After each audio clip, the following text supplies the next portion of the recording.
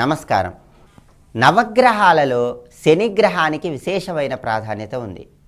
జ్యోతిష శాస్త్రరీత్యా గోచారపరంగా ఏలిన నాటి శని, అష్టమ శని, అర్ధాష్టమ శని ఇలా అనేక దశలలో శని మానవులను అనేక రకాలుగా ఇబ్బందులకు గురి చేస్తూ ఉంటాడు. ఏలిన నాటి శని, అర్ధాష్టమ శని, అష్టమ శని గోచారపరంగా సంభవించే ఈ దశలలో ఏలిన నాటి శని సమయంలో శని యొక్క ప్రతికూలతలను తొలగింపజేసి శని ద్వారా అనుకూల ఫలితాలను పొందటానికి మంత్రశాస్త్రపరంగా శని సప్తనామావళిని ప్రతి ఒక్కరూ జపించుకోవాలి. అలా చేసినట్లయితే ఏలిన నాటి శని దశ జరుగుతున్నటువంటి తరుణంలో చాలా వరకు శని యొక్క ప్రతికూల ఫలితాలు తొలగింపజేసుకొని అనుకూల ఫలితాలు పొందటానికి ఆస్కారం ఎంతగానో ఉంది. ఏలిన నాటి శని జరుగుతున్నటువంటి తరుణంలో శని యొక్క అనుగ్రహం కోసం ఏ విధంగా మంత్రశాస్త్రపరంగా శని సప్తనామావళి పారాయణ చేయాలో ఇప్పుడు మనం పరిశీలిద్దాం.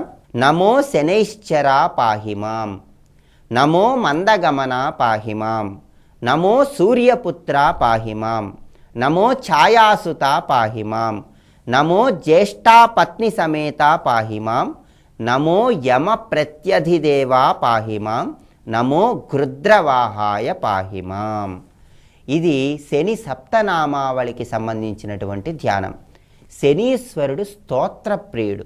స్తోత్రాలు చేస్తే ఆయన ఎంతో ఆనందిస్తాడు. అందువల్ల ఏలిన నాటి శని దశ జరుగుతున్నటువంటి తరుణంలో శని యొక్క అనుకూలత కోసం ప్రతి ఒక్కరూ ఈ స్తోత్రాన్ని తప్పనిసరిగా పారాయణ చేయాలి. ఈ శ్లోకంలో ఉన్నటువంటి అంతరార్థాన్ని మనం పరిశీలించినట్లయితే నమో శనైశ్చరా పాహిమాం అంటూ ఆ స్వామిని ప్రార్థిస్తున్నాం. ఈశ్చర అంటే మెల్లగా సంచరించేవాడు అని అర్థం. శని ఒక్కొక్క రాశిలో 2.5 సంవత్సరాల పాటు సంచరిస్తూ ఉంటాడు. మొత్తం 12 రాశులలో 30 సంవత్సరాలు సంచరిస్తాడు. ఆయన మందగమనుడు కాబట్టి నమో శనైశ్చర పాహిమాం అంటూ ఆ స్వామిని మనం ప్రార్థిస్తున్నాం.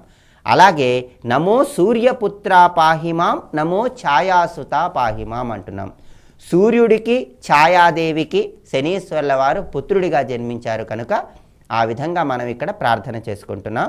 నమో జ్యేష్ఠాపత్ని సమేత పాహిమాం. శనీశ్వర్ల వారి యొక్క భార్య పేరు జ్యేష్ఠాదేవి.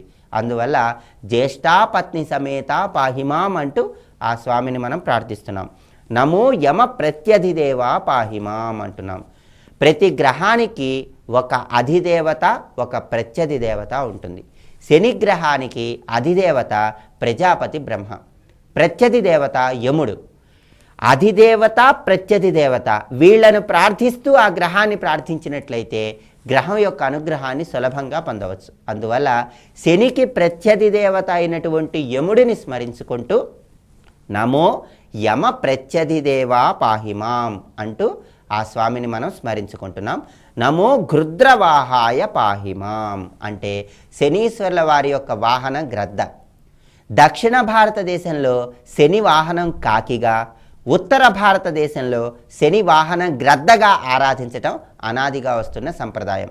గ్రద్ద పాములను ఏ విధంగా అయితే పట్టుకుంటుందో ఆ విధంగా రాగద్వేషాలనేటటువంటి, ఈర్ష్య అసూయలనేటటువంటి పాముల యొక్క కోరలను నశింపజేసుకోమని చెప్పటానికి సంకేతంగా శనీశ్వర్ల వారు గ్రద్ద వాహనం ఎక్కి సంచరిస్తూ ఉంటారు. అందువల్ల నమో గృద్రవాహాయ పాహిమాం అంటూ ఆ స్వామిని మనం ధ్యానం చేసుకోవాలి. ఎవరైతే ఏలిన నాటి శని దశ జరుగుతున్నటువంటి తరుణంలో శనికి సంబంధించిన ఈ శని సప్తనామావళిని పారాయణ చేస్తూ నవగ్రహాలయంలో శనీశ్వర్ల వారికి నువ్వుల నూనెతో అభిషేకం చేయించుకుంటారో వాళ్ళకి శని యొక్క పరిపూర్ణమైన అనుగ్రహం చాలా సులభంగా కలిగి సకల కార్యాలలో జయాన్ని పొందడానికి ఆస్కారం ఎంతగానో ఉంది. అంతటి మహిమాన్వితమైనటువంటి శని సప్తనామావళికి సంబంధించిన ధ్యాన శ్లోకాన్ని ఇంకొకసారి చూద్దామా మరి. నమో శనైశ్చరా పాహిమాం, నమో మందగమన పాహిమాం, నమో సూర్యపుత్ర పాహిమాం, నమో ఛాయాసుత పాహిమాం, నమో జ్యేష్ఠా పత్ని సమేత పాహిమాం, నమో యమ ప్రత్యధిదేవా పాహిమాం, నమో గృద్రవాహాయ పాహిమాం. శని సప్తనామావళిని జపించుకోండి. ఏలిన నాటి శని దశ జరుగుతున్న తరుణంలో శని యొక్క పరిపూర్ణమైనటువంటి అనుకూలతను పొంది ఆనందకరమైన జీవితానికి నాంది వాక్యం పలకండి. ఇప్పుడు శుభదినం అనే అంశంలో ఈనాటి విశేషం ఏమిటో, ఈనాడు ముఖ్యంగా ఆచరించవలసిన విధి విధానాలు ఏమిటో పరిశీలిద్దాం.